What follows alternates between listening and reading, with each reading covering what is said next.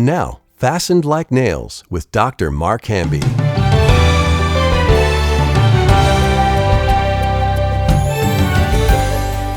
So the question was, is COVID-19 judgment on a disobedient world? And I was thinking of like a parent. Let's say your kid did something. Actually, the kid may have just been lying consistently, but there wasn't a particular instance where all of a sudden, out of nowhere, you're just like punishing them. And they have to, I don't know, have timeout or whatever. They can't leave their room for like a week, but you don't tell them why or soap what they in their did. Okay, yeah, you scrub their mouth out with soap, and the kid has no idea why or what he's done. Like, is that so? Interesting. So if it were God's judgment, wouldn't you think that we would know that it was God's judgment instead of just like, oh, this may or may not be? I don't know. Just moving on. That's a great question. Here's my answer. Okay. Yes. We would know. We would know. And I think for those who are walking with the Lord and really, really have a intimate relationship with Him, it's said in, I forget what book it's in, it says that these people they knew the signs, they understood the signs of the times.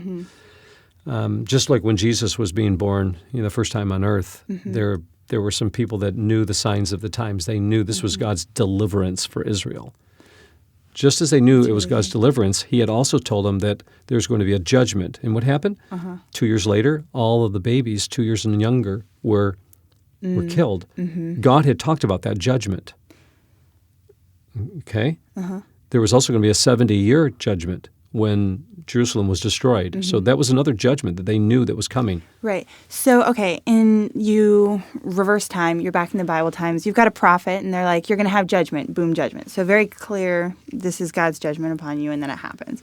So now you've got us here, we've got the word and stuff, and you've got a question like this that, you're right, like we've established it's from the hand of God. But let's take it one step further, and you've got someone in your life or an instance or something that's happening, reoccurring, that's not good.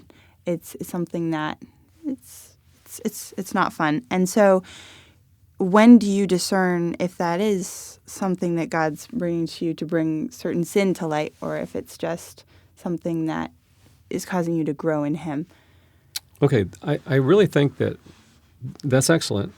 Excellent question. You get sick, right? Yeah. I've got to ask myself, is this God disciplining me? Or is this just a natural, I had COVID twice last year. Yeah.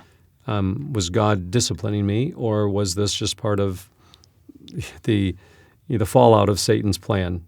Is this caused by Satan? Satan's the only one that causes, he's the one that he brings evil. Okay, God doesn't bring evil. God allows evil only to He's bring... the instigator.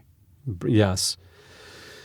But we need to ask ourselves the question when sickness comes, the Bible, what does the Bible say? It says that when you're sick, call on the elders. Then they might do what? They might, put oil on you and pray over you that if you've committed any sins, your sins might be forgiven. So you've got to at least, explore the possibility that the sickness is because of sin. Has there been any sin? And then once you judge yourself, once you have, come clean, so to say, you've got to be able to at least reflect on that. How many people actually reflect on that? And I think that's an important exercise, that when I'm sick, am I out of balance somewhere? Am I out of balance in my relationships? Has God brought this as a wake-up call in my life? And then once I've explored all of those avenues and checked my life out, talked to my mentors, the elders, and said, hey, look at this chronic thing is just continuing. Am I out of balance somewhere in my life? Are my relationships not right at home? Are my relationships not right at work? Am I having, some people need to ask them, am I involved in pornography? Is it affecting my body? So I think that's a healthy thing, is to, when sickness comes, to explore whether or not we have committed sin. James is very clear on how we need to explore that. Calamity, I think the same thing. We need to explore the possibility. God, is this because of me in some way? Have I done something to offend you? And then we need to check it out and say, like Job. Job didn't do anything, right? Job was innocent of all the accusations. And what did God do in the end? He restored all of his fortune sevenfold, So I think those are healthy things for us to do to examine ourselves, to see. There's a passage in Deuteronomy that God, I think, is the full proof. It says this. It says, verse 17 of chapter 8 of Deuteronomy, it says that God has humbled. He gave us these things. He fed us in the wilderness with manna, which your fathers did not know, that he might humble you and that he might test you to do you good in the latter end. Now, why is he testing them? What's the reason for the test?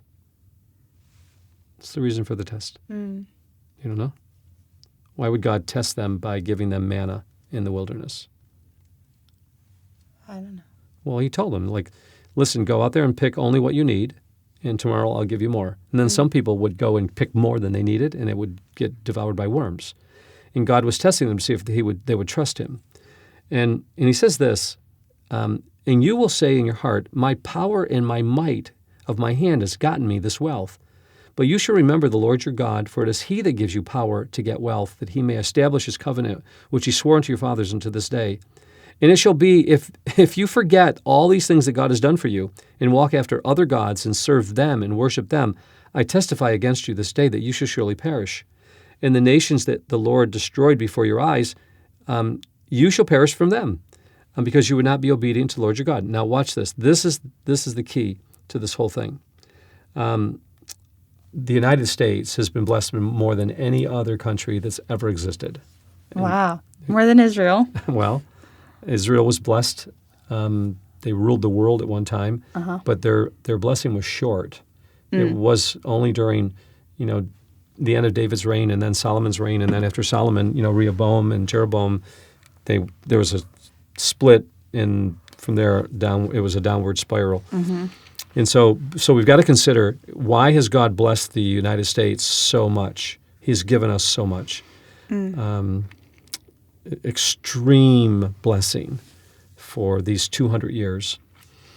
And now all of a sudden, things are changing quickly. Before our very eyes, within 2 years, we've gone from a country that was seen in the world as, people wanted to be here, and people still want to be here, but we're now looked at as a country that, people are mocking.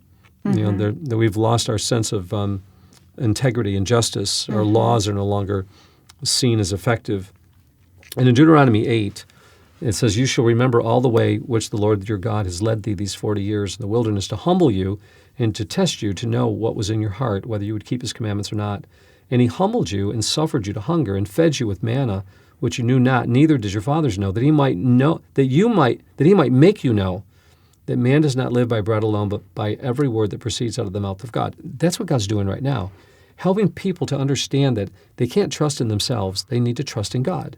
God's going to bring people back. So what's the one main symptom? Not just here in the United States, but what's the one main symptom that is pervading the entire world right now? This has never happened in history before. What's the one main symptom that you can see if you were to go to Italy, Spain, Israel, South America, if you were to go to New York City, if you were to go just locally, here to our local grocery store, what's the one main symptom you'll see on people's faces? Well, is it fear? Absolutely. Absolutely. Fear. And what is the symptom of fear? What does that tell you? People aren't trusting in something that they There's nothing can bank on. Right. There's nothing bigger in their lives that they can. There's not. They've lost all of the 8,767 promises of God, that he will never leave you nor forsake you, that he'll heal all your diseases. Here we've been having 2 years. We've been here during this whole thing, and we've lived a normal life. We've enjoyed it. When we go out into the public, we're like, whoa, this is crazy out there. It's like a different world out there. But here in Deuteronomy, God says this, your clothing did not wax old upon you, neither did your foot swell these 40 years. You shall also consider in your heart that as a man chastens his son, and this is the key, that as a man chastens his son, so the Lord will chasten you. So I don't think that we can necessarily have to see this as God's judgment, but we surely should see it is God's chasing his hand to turn us back to him. Like Paul would say, so that we'll not trust in ourselves, but in God. For the Lord your God brings you into a good land of brooks, of water, of fountains and depths that spring out of the valleys and hills, a land of wheat and barley, of vines and fig trees and pomegranates and olive oil and honey, a land that you'll eat bread without scarceness, that you'll not lack anything in it, whose stones are iron and out of whose hills you may dig brass. But when you have eaten and are full, then you shall bless the Lord your God for the good that he has given you. But beware that if you forget him, the Lord God, in keeping his commandments and his judgments that I command you this day, lest you have eaten and are full, and you build goodly houses and dwell in, and your herds and your flocks multiply, and your gold is multiplied, everything that is good multiplies, and then your heart be lifted up, and you forget that the Lord your God, which brought you forth out of this land of bondage, who led you out of the great and terrible wilderness, who fed you, who humbled you, that he might make you know that he will do you good in the latter end. And you say, nope, my power and my might has gotten me all this wealth. But you shall remember the Lord your God. Now, if you serve other gods, he says, and you forget God, then this is what will happen. Deuteronomy 28 gives a very thorough description of what happens when we turn our back on God and we think that we can do this on our own. And I think that's what's happening in the United States today. Can you read it? Yeah, it says, and it shall come to pass, if you will hearken diligently unto the voice of the Lord your God, to observe and to do all his commandments, which I command thee this day, that the Lord thy God will set thee on high above all nations of the earth. And all these blessings shall come on thee and overtake thee, if thou shalt hearken unto the voice of the Lord thy God. Blessed shalt thou be in the city, and blessed shalt thou be in the field. Blessed shall be the fruit of thy body, and the fruit of thy ground, and the fruit of thy cattle, the increase of thy kine, and the flocks of thy sheep. Blessed shall be their basket, your basket, and your store. Blessed shalt thou be when thou come in, and blessed shall be thou when thou goest out. The Lord shall cause thine enemies that rise up against thee to be smitten before thy face. They shall come out against thee one way, and flee before thee 7 ways. The Lord shall command the blessing upon thee in the storehouses, and in all that thou settest thine hand unto, and he shall bless thee in the land which the Lord thy God giveth to you. The Lord shall establish thee a holy people unto himself, as he hath sworn unto thee, if you will keep the commandments of the Lord your God, and walk in his ways. And all the people of the earth shall see that you are called by the name of the Lord, and they shall be afraid of you. And the Lord shall make thee plenteous in goods, and in the fruit of thy body, and in the fruit of thy cattle, and in the fruit of thy ground, in the land which the Lord swore unto the fathers to give thee. The Lord shall open unto thee his good treasure, the heaven, to give the rain unto thy land in his season, and to bless all the work of your hand. Well, isn't that the way the United States has been blessed all these years? Mm-hmm. It really is a great description, not just of what happened with Israel, but with us. I mean, besides our debt problem. Debt? Debt. Well, now. Yeah. But not before. Mm-hmm. The Lord shall open unto thee his good treasure, the heaven, to give the rain unto thy land in his season, and to bless all the work of your hand. And you will lend unto many nations, and thou shalt not borrow. And the Lord shall make thee the head, and not the tail, and thou shalt be above only, and thou shalt not be beneath, if you hearken unto the commandments of the Lord your God, which I command thee this day, to observe and to do them. You just mentioned the debt. Mm-hmm. Now we're borrowing from other nations. Yeah, it's interesting. Isn't it? Yeah. And you shall not go aside from any of the words which I command you this day, to the right hand or to the left, to go after other gods to serve them. But it shall come to pass, if you will not hearken unto the voice of the Lord thy God, here it is, to observe to do all his commandments and his statutes, which I command thee this day, that all these curses shall come upon you and overtake you. Cursed shall thou be in the city, and cursed shall you be in the field. Cursed shall be thy basket and thy store. Cursed shall be the fruit of thy body, and the fruit of thy land, and the increase of thy kine, and the flocks of thy sheep. Cursed shalt thou be when thou comest in, and cursed shalt thou be when thou goest out.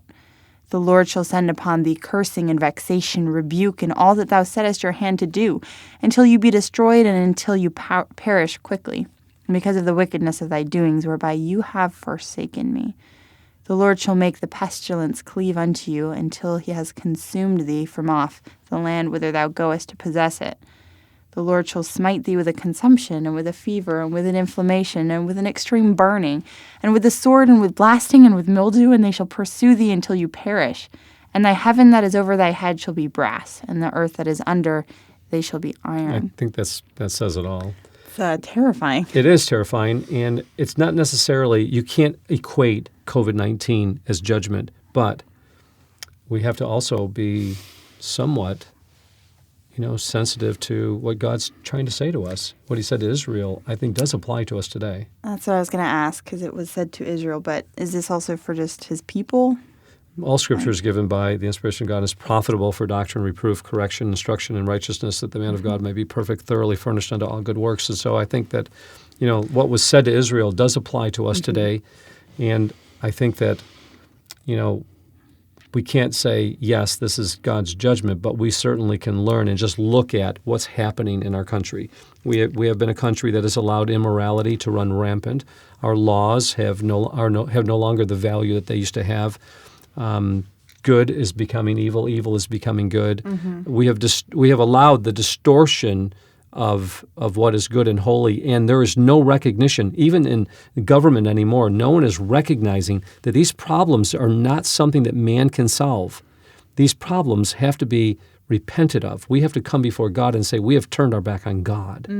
It would be something if we could have one more revival. What would happen, Molly, if someone in the political realm got up and they just talked about what was happening in the Bible here with Israel and with other nations, and how they saw God's blessing upon nations that turned to God. Do you think that the majority of people would turn to God? Oh, that's hard to know. I'd like to think yes, but knowing how the media is, probably it would get distorted and shut down pretty quick. I don't know. You just don't give traction like that to people. I think you would give traction to people that were genuine and had an understanding of God and truth. You see, people who have an understanding of God and truth and wisdom and redemption and what really works, if you can speak eloquently. I was listening to a show the other day, and this guy was speaking about conservative values, but he was so hyper in the way that he was expressing it, that no one's going to be attracted to that. Yeah. So I think if people really started to walk with God and really learn his ways and speak eloquently about truth, I think people will be attracted to that. I think, so a couple different things kind of flood into my head, because it's hard to know for certain what it would look like. But we have a book, Amusing Ourselves to Death, and it references a couple different books in that. One of them was A Brave New World by Huxley. And what was interesting was that, similar to culture today, they were just getting a lot of different images and information and content. And what happened was it kind of caused this mentality among people where they just shut their brains off. And they're like, well, I don't want to listen to another fanatic. I don't want to listen to another whatever. And so instead of some people are like, oh, well, we're going to start burning books and then there won't be any knowledge and stuff. And that's like the opposite of where we're actually headed, which is you give so much content, so much knowledge that people just don't care anymore. So I feel like oftentimes when you present someone with the truth or something that's genuine, it's hard to accept that because we've made the fake look so good. I was at the ocean in Maine on vacation, and I looked out, and it was really beautiful. It was calm and kind of ethereal. And my mom looked out. She was like, whoa. She's like, that's so beautiful. I could it's almost like from a movie. And we stopped for a moment. We looked over, we're like, what? But that was the comparison, oh, real life is almost as good as a movie. I thought that was interesting because a lot of times we've made the fake look so good that instead of comparing things to just God's creation or just the truth, we don't care as much about that anymore. When Jesus was on the earth, thousands upon thousands flocked to him because he was the truth. I think the truth is extremely attractive. Peter and all of them in Acts, I mean, thousands were being added unto the church daily. That's not happening anymore because I think people are no longer able to articulate truth wisely and well. In Psalm, I think it's Psalm 146 or 46, 45, says, my tongue is the pen of a ready writer. Ezra was a ready scribe. That word ready is, highly skillful. What are you going to say? Well, I was just thinking about when Jesus went to one of the disciples and simply said, "Follow me." He didn't need to say anything eloquent or nice. So I think just what it boils down to is the hearts of people. Are they ready to receive truth or are they not? How do you whet their appetite? I don't know. It's ultimately God, but I think just walking with God and being true to what He's called you to do and not caring about what people think. And when they see that, it's the spark of something that's God. If they can see God in you, that's got to affect people. Like His word does not return void. And if we're living that out in a practical and impractical sense. Living it well. Yeah, for sure. Just being radically in love with Jesus, people, I think that shines through. A Hebrew professor said that wisdom is negotiating life skillfully. Yeah. That phrase in Ecclesiastes 3, where God exercises or humbles us with the travail of life. At the very next verse 11 says, He's made everything beautiful in His time. And so that's one thing we have to hold on to, is that even in these last days, when we're in the midst of a pandemic, we must hold on to the goodness of God, that God does desire to bless us. God does desire to make everything beautiful in its time. It's not just how we live, it's how we end, The ending of our life is more important than the beginning of our lives. Even when we're sick, this has been a real, conviction for me. Not so much conviction as I'm convicted about it. Because when I'm sick, I tend to want to make everyone know that I'm sick. But Fenelon said, "The great physician who sees in you what you cannot see knows exactly where to place the knife. He cuts swift and deep into your innermost being, exposing you for who you really are. But pain is only felt where there's life, and where there's life is just a place where death is needed most. Except a corn of wheat fall into the ground and die, it abides alone. But if it dies, it will bring forth much fruit." And Fenelon went on to say that it's not until we learn to die quietly and peacefully, letting God bring resurrection in our lives gloriously.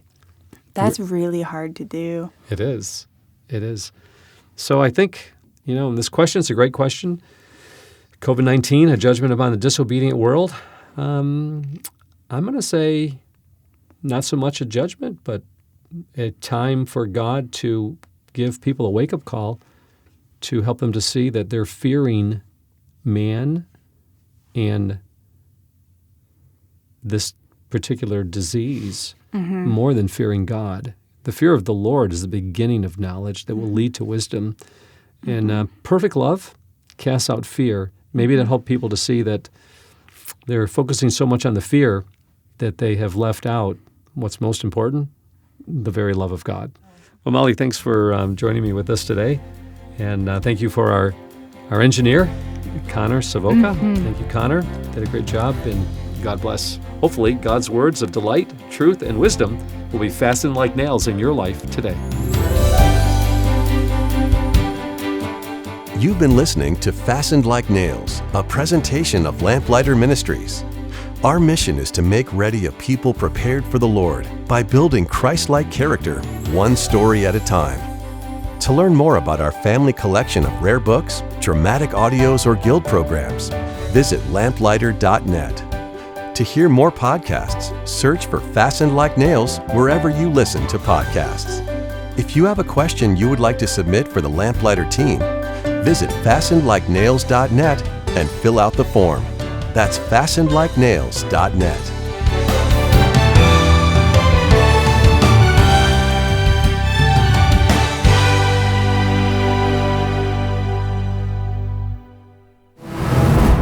could learn from the creative minds and talents behind Lamplighter Theater. I've never seen anything like it. This summer, Lamplighter presents the Lamplighter Guild. A week of mentoring and apprenticeship in the dramatic arts. Learn scriptwriting, music composition, sound design, directing, and voice acting from world-class professionals. Registration for the Lamplighter Guild is limited, so sign up today at lamplighter.net. Lamplighter.net.